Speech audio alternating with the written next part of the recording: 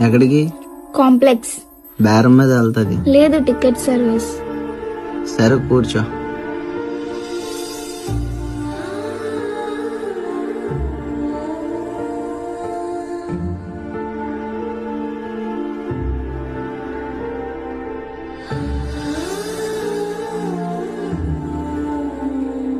₹20 ఖర్చు. అంటే అక్కడ నువ్వు నా కోసం ఆటో ఎక్కడికి? కాంప్లెక్స్ వెళ్ళాలి. ఇంతమంది ఉన్నారు ఎక్కించేదేంటి? లేంటి లోపల ఆడపిల్ల ఉందని వదిలేద్దామా?